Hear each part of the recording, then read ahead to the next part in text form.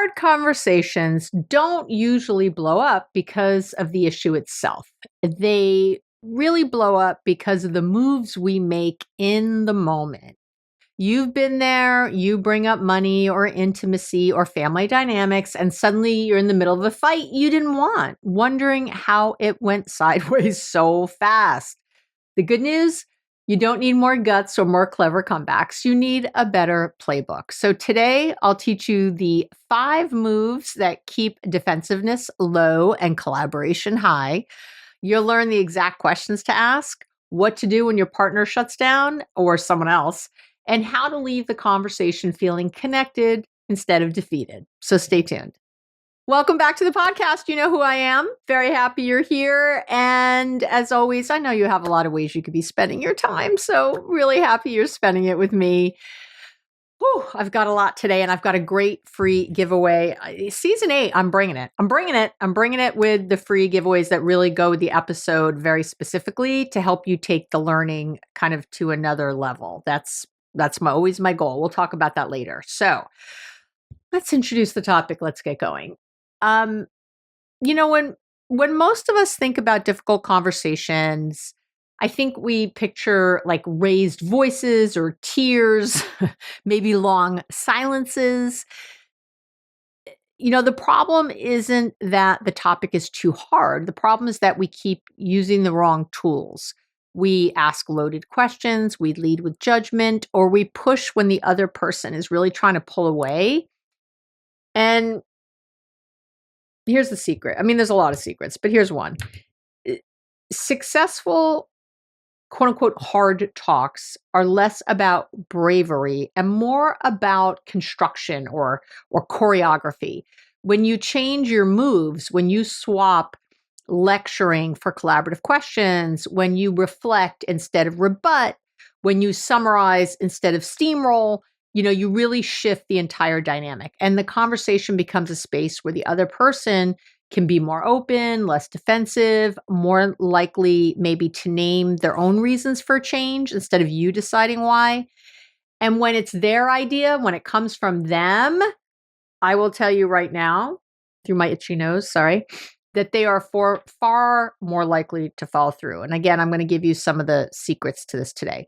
So I'm really going to show you today how to prime a conversation before you start. And then we're going to walk step by step through what I call the, like a collaborative loop. And I'm going to pull in the framework. There's a counseling framework called motivational interviewing, which I've talked about before on the pod. And on the pod, don't I sound cool? I'm not that cool. On the podcast. I'm going to talk about that again in a new way. And because there's tools that motivational interviewing has that we counselors learn that are incredibly good for this. Open-ended questions, affirmations, reflections, summaries. And we're going to combine those with a set of prompts that are known as darn C. I promise I'll explain it all, but I just want to tell you what's coming and that get the other person talking about the darn C is for their desire, their ability, their reason, their need, and their commitment. Okay. Those are the pieces again that we learn all this stuff in counseling school, and I'm going to teach you because this is how we get you to talk to us. Okay. Or how to lead a group that's effective. So there's no reason you shouldn't use the same tools that we're taught. And by the end, you'll have, at the end of today, you're going to have everyday examples you can use with your partner, your teenager, your parent, or even, your best friend, coworker, or whatever. I now have the Workplace Therapy with Dr. Abbymedcalf podcast where I do a whole separate thing about work, because I was finding that I was trying to give too many examples on this podcast, trying to cover every single type of relationship you could possibly have. So I spun off this second podcast called Workplace Therapy with Dr. Abbymedcalf, which, by the way, is much shorter than this one. It's just like really quick and to the point. If hopefully you like that from me also. And so you might want to check that out for sure. Wherever you download this podcast, you'll find that one. And I don't know why my nose is so itchy today. My mother used to say that means you're going to kiss a fool. Am Am I aging myself yet again? Okay. All right. Step one. Here we go. Step one. You got to prime the room. Hard conversations. Again, this is 40 years plus experience. And what I use personally, not just professionally. People ask me often, like, "Oh my God, you have such a good relationship with your kids and your friends, and your."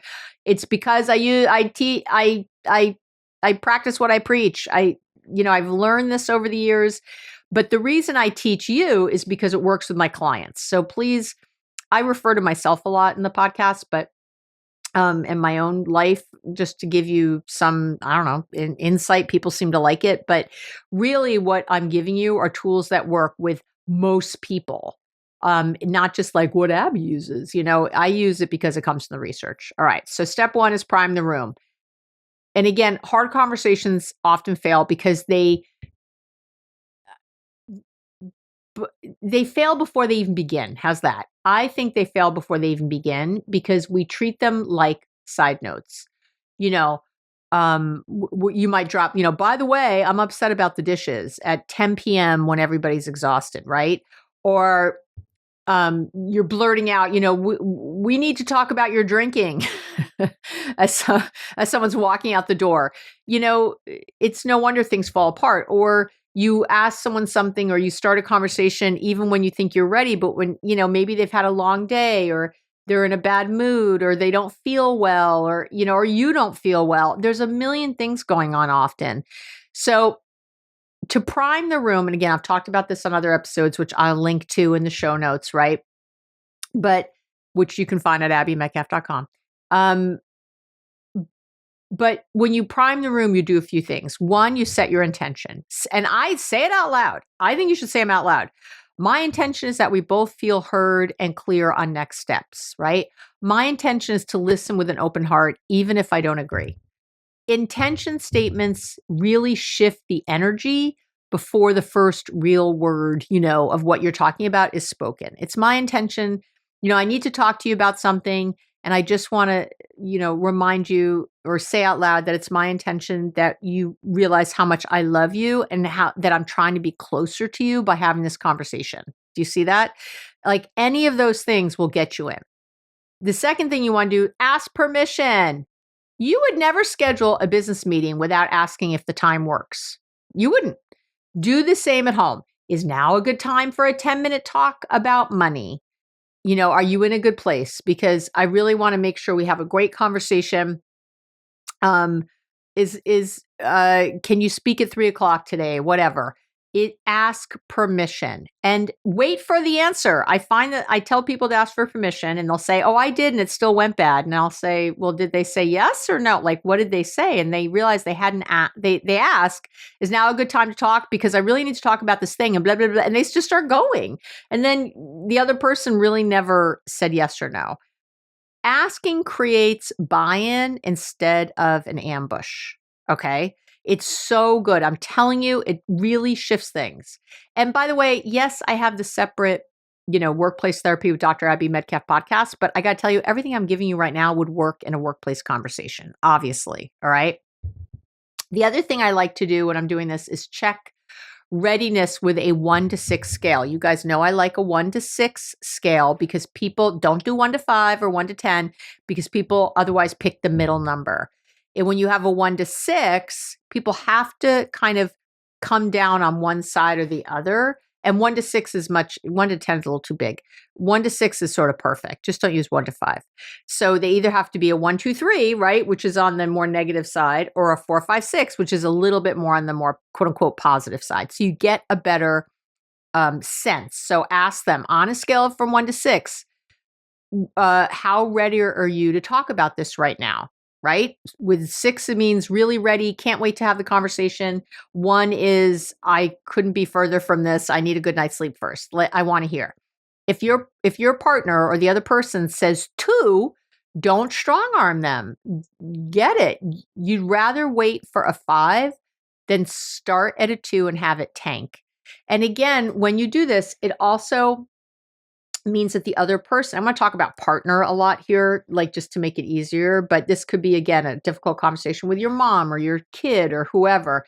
But when you do this, it also makes them more responsible, because if they tell you a 5 and then later they're like, well, I didn't want to talk about that, I was really tired. And you're like, hey, you told me you were out of 5. I asked. You can't do that to me. I have to be able to trust that when I ask you how you are or how you're doing, or if you're ready, that you really are. You're starting to, even if this conversation doesn't go quote unquote as perfectly as you'd like, and it probably won't because it takes practice, over time, you're establishing a way of communicating that over time you'll get better and better at. Okay. And I mean, imagine you want to talk about intimacy, right? Let's say it is your partner. You want to talk about your sex life or intimacy. Instead of starting in bed when the lights are off and you're both drained, I would say something over morning coffee. Hey, is there a good time today or tomorrow? Well, we could talk for 10 minutes about, feeling closer physically, right? That's priming the room. Do you see that? And they might go, what do you mean? I don't know. What are you talking about, sex? I'm like, yeah, I want to talk about our how to feel closer physically or emotionally. We don't have to spend hours, but I'd like a good 15 minutes when we both feel fresh. What do you think? When is that good? Do you see where we're going here? Okay. It also, by the way, will help you not chicken out, because sometimes we say we want to talk about something and then the time comes and we're like, oh, we're getting along so well, I don't want to rock the boat. And you are going to skip it. And now you can't skip it because you've already made a kind of an appointment for it, so to speak. That's step 1. Okay. That's step 1. Step 2 is what I call the collaborative kind of loop. And that's using an acronym called OARS plus that darn C acronym. So let me get into that. Once you're in the conversation, this is your engine. Here's the engine of the conversation. It has 5 moves, basically. You're going to ask an open-ended question, okay, shaped by that darn C thing that I was talking about. All right, you're going to reflect back, you're going to affirm, you're going to summarize and invite choice. You just keep looping within those. Okay, so let's talk about it. So open, and I've talked about this, but we're going to go there. Open-ended questions. These are the heart of collaboration. I also call them collaborative questions, right? You maybe downloaded before a list of collaborative questions from me, which I've had. I've got something even better for you today, though. But anyway, so instead of why don't you ever blah, blah, blah, right, which instantly spikes defensiveness, you ask questions that draw out the other person's own reasons for change, draws out their desire. Hey, what would you like to be let's say you hate how you spend your weekends, right? It's always boring, or you're the one who always has to plan and whatever. You could ask that, their desire. What would you like to be different about how we spend our weekends, right? What would you like to be different? And then you're going to look at their ability. Remember the darn, DARN, their ability. What feels doable for you this week, even if it's small, right? The R is the reason. Why would this change, whatever that is, matter most to you? Like, so if we now, like, maybe you say, what would you like to do? How would you like to spend time over the weekend? And they say, I'd really like it if we did more things together, right? And that you're like, okay, like to spend more time together. Or, well, what do you think feels doable this week for us to do that, right? No matter how little it is. Maybe they say, oh, I'd like us to plan Saturday lunch somewhere fun. And then you want to ask them, like, why would that matter a lot to you? What would that really mean to you to do that? Get all that out there. And then that need part, what do you need from me so this doesn't keep happening, can also be something you ask. Like, because they might say, I feel like we always make plans, but then we get busy with the kids or with something else and nothing follows through, right? And then the plans fall through, or we do it one week, but then it doesn't keep going. And so you can ask them, what do you need from me so this doesn't keep happening? And they might say something like, well, I need you to stick to the plan. You're like, yeah, I know, but we have kids, we have other things. What else do you think we could do together to make sure this keeps happening, that we keep to this commitment? Because the commitment is that last part. That's the darn C. What's one step you feel ready to commit to after today, right? What's one thing we could do as a couple after today? What's one thing? And any of those, by the way, if you did just one of those questions, you'd be great. Just one of those, just to get something a little deeper. Think of that darn see as putting the microphone in their hands, right? As like they're taking more power or control or whatever. It's like let me give you some examples. Let's say you're talking about money. So instead of saying you're spending too much, try what would feel fair to you and how we handle savings this month? Something like that, right? As a parent, instead of maybe, you're arguing. I just had this the other day with a couple. One of them was saying to the other one, you're too strict with our teenager, with their kid. You're too strict with him. And instead, I was encouraging her to ask the husband, what do you hope happens if we set that curfew? What are you looking for by setting that curfew? Right? Maybe you're complaining about chores in the house. That comes up a lot, right? Instead of, you never clean the kitchen, you could say, what's one small task you'd be open to taking off my plate this week, right? What's one small thing you'd be open to, or not even taking off my plate, open to taking on this week, right? Like something like that. Okay. So all those are open-ended questions. They're all open-ended. Can you tell me more about that? What else would you like to see?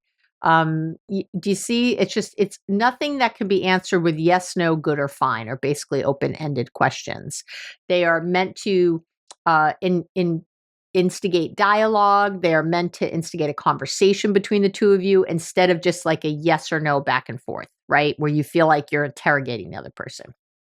So those are open-ended questions. You want to use a lot of them. So don't make statements, ask questions. Remember, always go back to don't sack your relationships, SAC. Don't offer suggestions, give advice, or criticize. And what's left are these questions. Okay. Now, once they answer, it's really great to reflect it back. That's the reflection, right? The reflection really shows that you're listening and it builds clarity, which is good. So like a simple reflection might be, they might say something and you might be like, they might go, well, we always have so much planned all weekend. There's always so much going on. And I feel like I never get a chance to just be quiet, to just be still. And so a simple reflection from, so they say that to you, you might say to them, oh, you want more quiet time. Because then they can, the person might go, that's exactly what I want. I want more quiet time. Or they might go, well, I don't know about quiet time. I guess I'm just saying I'd like things not to be quite so scheduled. And then you can reflect back again. Okay. So what does that mean to you? Like, so you want more loose time that we can be more spontaneous. Because maybe that's what they're asking for, that things are just a little more spontaneous. They might want to stay just as busy all weekend, just not on a schedule, right? And so then you can reflect that back. So you'd like more room for spontaneity in our weekend schedule. And they might go, yes, that's it. See, do you see how different that is? If you thought somebody just wanted more quiet and to not spend any time with you versus they actually were looking for more spontaneity. And unless you reflect back, sometimes the other person doesn't even know. They don't realize that what they're saying they want out loud sounds like something else. So getting clear together, I'm getting that clarity together is so good, so good.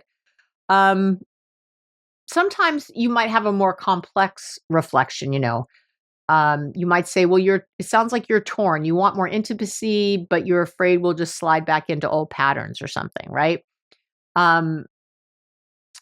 Let's say your partner says, I'm exhausted after work and don't want to talk about bills then. Okay, something like that. And again, you want to just reflect back, okay, you're wiped out by the end of the day and you don't want financial talks to feel like another burden, like another thing you have to do at the end of the day. And trust me, they're going to be like, yes. And they're going to feel closer to you. They're going to feel like you understand them. They're going to feel like, and now you might be saying to yourself, well, yeah, then they tell me on the weekends that they don't want to have the talk at all because it's their time off, right? So again, you can ask an open-ended question. You can ask, so, okay. So after work doesn't feel good, when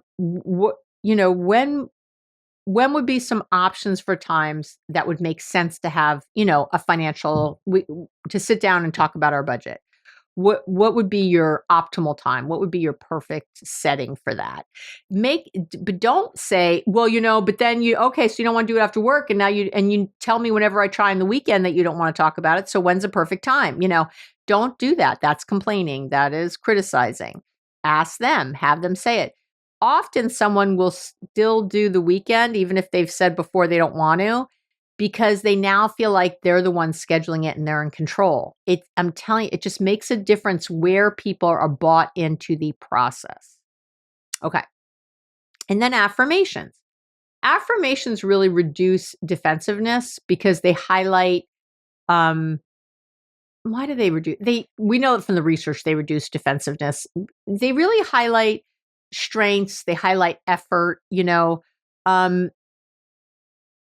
might even say to your partner or whoever, I really appreciate you staying with this, even though it's hard. I see that you've been trying to show up differently, and I noticed that. If you're talking about sex or intimacy, you might say, I really appreciate that you're willing to talk about this at all. I know it's uncomfortable. Do you know what I mean? Just an affirmation, just a thank you. I know you're, the other day I said, I had a client talking about something that was really shameful for him. And I said, I just said to him, I said, nothing you've told me changes the fact that I know what a good man you are. And I want you to know that. And his eyes got really teary. This is not a teary guy. And, you could see how much that affirmation, and it has to be real and sincere. Don't say anything you don't mean. I meant it 1,000%. So it was easy. If anything, I felt like, and I said that to him, I said, if anything, I feel like I have more respect for you now that I can understand what you've been battling and how you've been feeling about this. It was a fight he had with his partner. Now I feel, I feel like I know you better and can understand you better, which means a lot. I appreciate your honesty. That kind of thing. So affirmation's a wonderful thing. But again, has to be sincere. Do not make something up. And then summarizing. Summaries really are like picking up all the little threads, and they very much help you keep momentum. And the summary, what I heard you say is, right? So far, I'm hearing that you want more predictability and fewer last minute changes. Did I get that right? That kind of thing, right? After maybe there's a back and forth about chores, you might say, I'm hearing that you don't mind cooking, but you really hate doing the dishes. You feel better if we swap cooking for cleaning 3 nights a week. Is that what you're saying? I'm making this up, right? Do you see what I mean? And you really want to invite choice. I want to say this really strongly. So invite them taking power, having empowerment in the conversation. Given what we just said, what feels like the next best step to you? Maybe again, you've just talked about intimacy or sex. This just comes up a lot with couples I work with. So given what we've said, what feels like a first step we could try this week, right? That's really all. This is the collaborative loop. You're asking these open-ended questions. You're reflecting back what you hear. You're summarizing what you hear, which is a little different. You're affirming. You're giving them affirmations. You invite them in, and you repeat. And you don't necessarily do things in that order. You might do it you might do an affirmation first. Listen, I know what a good man I married. I know you're a good man, and I really appreciate how much you've been showing up. And I want you to know that. So and you might throw in your intention now. My intention is that you know how much I believe that as we talk about X. I know in the past it's been a fiery conversation for us, and I don't want today to be that. I want you to feel loved. I want you to feel respected. I want you to remember to know how happy I am that we're in a relationship, whatever, right? Do you see that? You're like putting those all together. So don't think of it sometimes, and you can even choose 1 or 2 of these. You don't need all of it, but you might just ask a bunch of open-ended questions and you might summarize a little, you might affirm, right? But it's really nice to mix them up a little bit as you're talking. When I was a newer counselor and learning all this, I had the OARS, open-ended questions, affirmations, reflective listening, summarizing, OARS. I had it on my desk, like OARS. I just wrote the words and I had it on my desk. So I'd remember, like a little sticky up on my, up on my bulletin board. So I'd remember to jump between all of them. Okay. Yeah. And just keep doing that. The third step I want to talk about is repairing on the fly, because I want to be clear, even with the best preparation, hard conversations will absolutely wobble. Your partner might cut you off mid-sentence. They might go quiet. They might roll their eyes and mutter, this again. That's when most of us double down. We raise our voices. We re-explain. We keep hammering our point, right? No, but that's exactly the moment when collaboration dies. So instead, I want you to think of these moments as yellow lights, not red lights. Let's say that again. I want you to think of them as yellow lights, like a warning, not, like, hey, things are about to go off the rails, right? It's about to stop. It's not a red light. It means pause, slow down. It means recalibrate. If your partner argues, you might say something like, I hear how strongly you feel. Can I restate what I'm hearing before we go further? And that reflection usually lowers the temperature. If they interrupt again, try, I really want to hear that. Can I finish this thought? Then I'm all yours. Can you hold that? Don't go into, you keep interrupting me. It's pissing me off.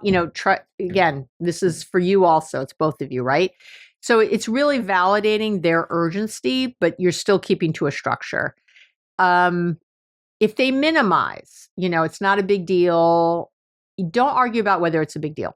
Don't argue with any minimization and get curious. Get curious instead. Okay, so I'm hearing you say, you're summarizing and reflecting. Part of you feels like this is not a big deal. What would make it a big deal for you? Right? And let's say they get quiet. That happens, right? Where the other person just starts to stonewall or get quiet. You don't panic. Don't fill the space. Don't chatter.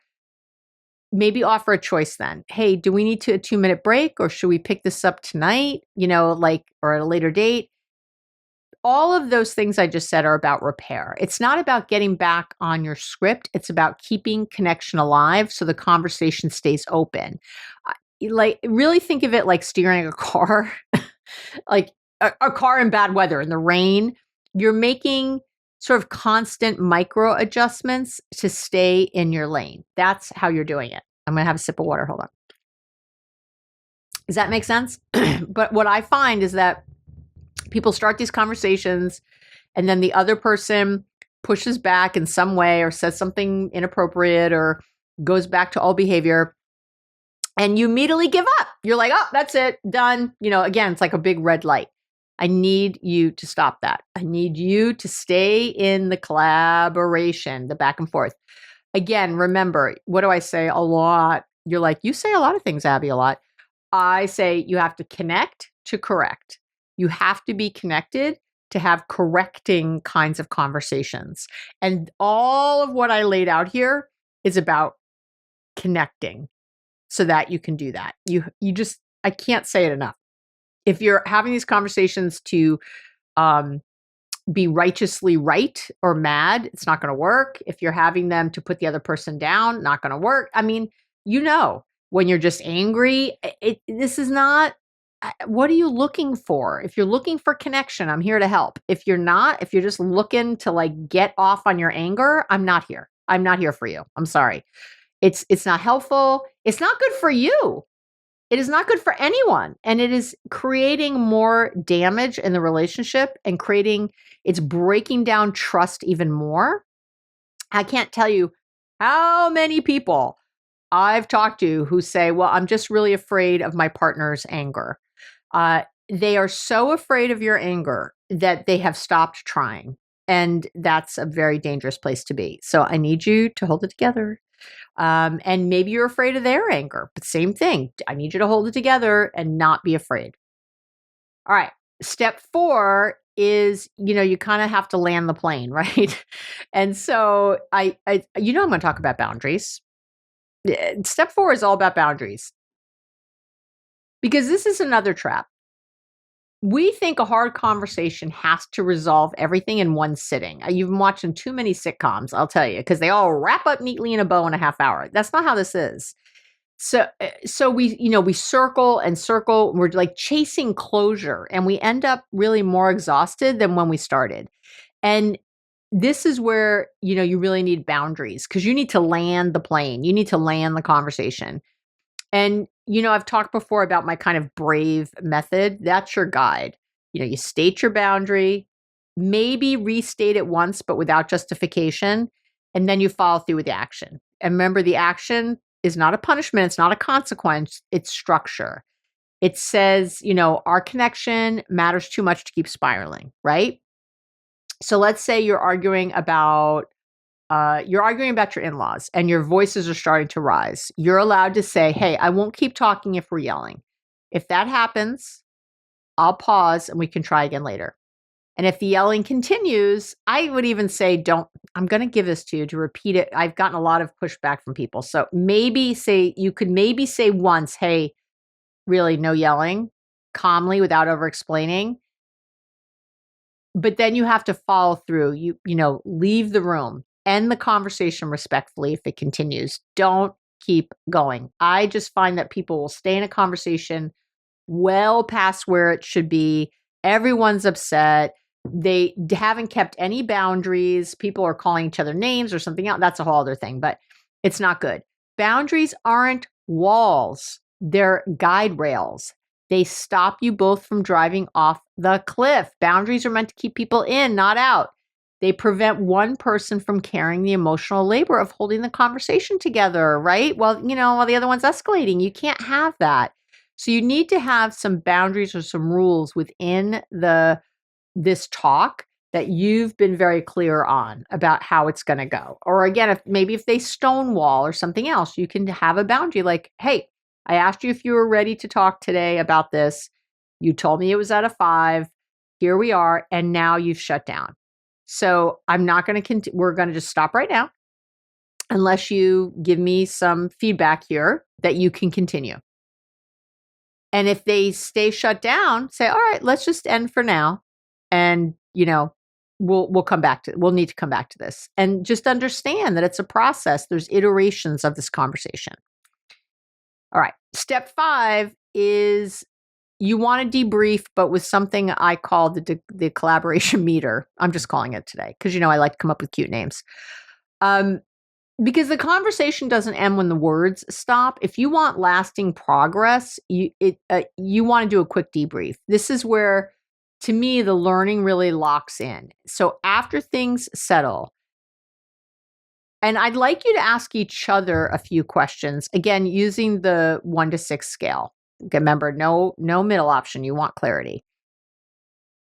So you want to ask something like, you can ask one or all of these. How safe did this conversation feel to you? Scale 1 to 6. That's a really good, if they say 1, if 6 is really safe and 1 is not at all, then that's good to know that whatever came out of that, you don't want to do. If they say they were very unsafe for the whole conversation, but you came up with some action plan, forget it. They're just going to throw it in your face later. You made me do it. You told me I had to. I would just, so I like to ask this question during the conversation. Hey, let's just check in. How safe is this conversation feeling to you? How comfortable are you right now? How open do you feel right now? Whatever you want to say. It's such a great thing to check in during. I can't even tell you, but for sure at the end. If the conversation feels like, when it's at least safe, if that question can be answered that, I felt pretty safe, then you want to ask something like, how clear are we on what happens next? I find that a lot of people think they have had great conversations and then they don't know what to do next. So you need to have something. If something's going to change, whatever that is, we're going to be more mindful now, and here's how we're going to do it. We're going to check in over every morning. I'm hearing that we're going to check in every morning now when we have coffee and say 2 things we're grateful for about each other, and I don't know what else, so that we can get more connected. I don't, I'm making stuff up here, people, but you get the idea. And then the third, another really good question is, how balanced did the talking feel between us? That's another one I really like. How balanced did that feel between us, right? Again, asking each other can be really good. You'd be amazed how many, where one person says, "Oh, I think it was super balanced. I'd give it a 6." And the other person gives it like a 1 or 2. Really important. Okay. It doesn't mean that anyone is right that it was that way. It's just how they feel. So don't rebut, right? Don't do that. Ask some questions. Wow, tell me more about that.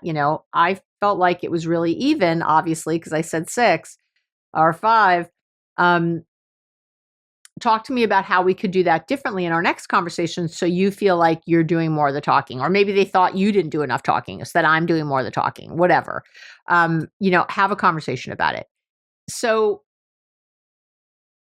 and I want you to see there's nothing that's a failure, because it's all information. Like, if one of you says, "I'd give clarity," I feel like I'm a 2 on the clarity scale now, again, not a failure. It's like an instruction manual. It tells you exactly where to focus next time. Maybe you need more summaries. Maybe you need to check understanding more often, right? So maybe after like something like a money talk, your partner says something like, "Hey, it felt safe," like maybe a 5, "but I don't feel like it was clear," maybe a 2 or 3. I'm still not sure what we actually decided. Okay, do you see that? That is gold. That is gold information. It means next time you slow down. You slow down at the end, and you maybe say something like, "Okay, let's each say in 1 sentence what we think we agreed to," right? See how that works? And that's my collaboration meter. It's just what I'm calling it. Give me a break, okay?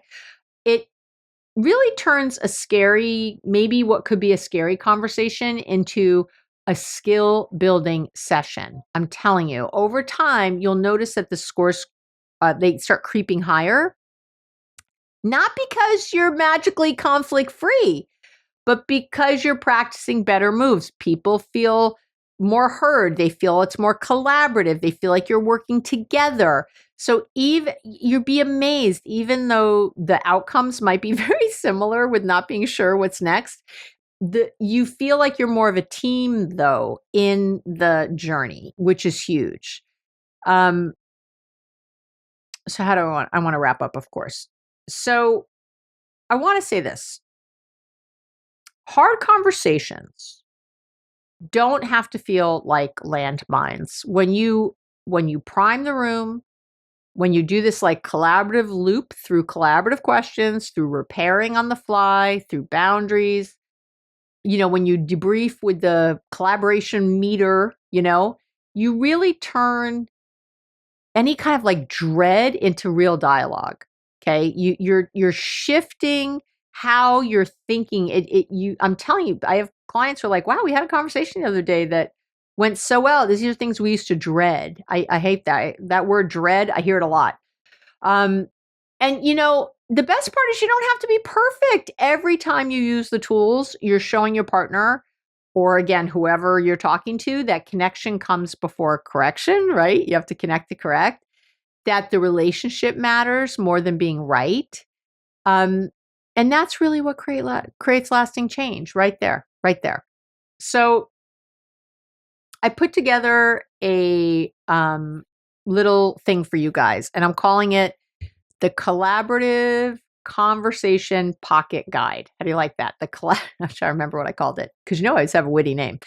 The Collaborative Conversation Pocket Guide. Okay.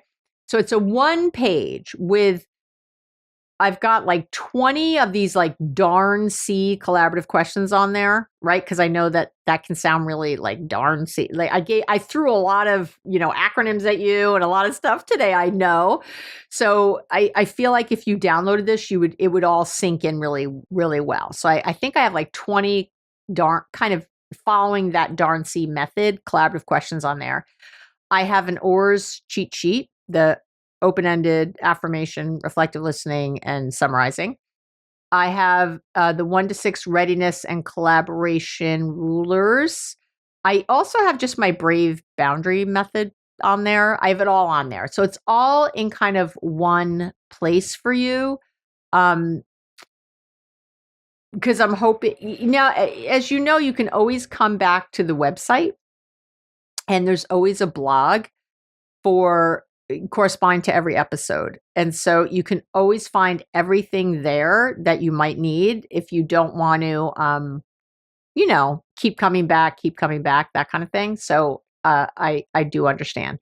And I do have I do have all of my giveaways for this week, which I'm just going to sign off first. And then, not my giveaways, sorry, my One Love Collective. I have everything for you guys also. A bunch of things which you can buy for $10, which if you're not part of the Love Collective. And so let me just sign off if you don't want to listen to any of that anymore. I love you, and you don't have to listen anymore. And I hope you have an amazing week. But if you do want to listen, and you want to hear what's in there, if this is something you feel like, I need to work on this, Abby, I need to get better at this, I need to become good at this, then you definitely want to keep listening. Okay, so let me get to it. All right, so what do we got? I have my little list here, sorry. So if you are part of the One Love Collective, as you know, it's $8 a month. We're on Substack, and you get all of the podcasts ad-free. You get 2 live Q&As with me every month. You get, we do lots of stuff in the community also with each other. It's a really beautiful community. I'm very proud of it. People just help each other. We have wins day. We share our wins and all kinds of stuff. It's a very active community online. Plus, you get the Therapy to Go bundle that goes with every episode, where you can go deeper on whatever you've learned. But if you don't want to pay $8 a month, you could pay $10 per bundle for anything that jumps out at you. Like today, maybe today's episode, you were like, oh my God, that's all I need help with. So if you get the bundle, you get what I mentioned, the free collaborative conversation pocket guide. You get that included, so you don't have to download it separately. But then you also get, I'm just reading, I have a collaboration meter journal page. So to get through the collaboration meter, a journaling page about it. I have a collaborative conversation scripts. There's a guided visualization that goes along with this to help you, you can listen to my melodic voice, which people seem to like, kind of helping you through these kind of difficult conversations so you can keep yourself calm. There's also a separate list of journaling prompts just to help you get deeper on why this is hard. There's repair on the fly responses you can have. So, I gave you a few examples. I give you a ton more. And then there's the readiness ruler mini worksheet. So it's like to make sure you're ready to have the conversation. It's a little mini worksheet to help you with that. So all of that is in the Therapy to Go bundle. If you're part of the One Love Collective, paying $8 a month, you get it included with, and something like that with every single episode. If you're not, you can buy it though separate for $10 if you don't want to make the ongoing commitment to be part of the community on Substack. I hope you follow me over there anyway. We have all kinds of good stuff that's free to everybody on there. So, and that's it. All right. So thank you so much for listening as always. Really appreciate you being here with me. And we will talk real soon.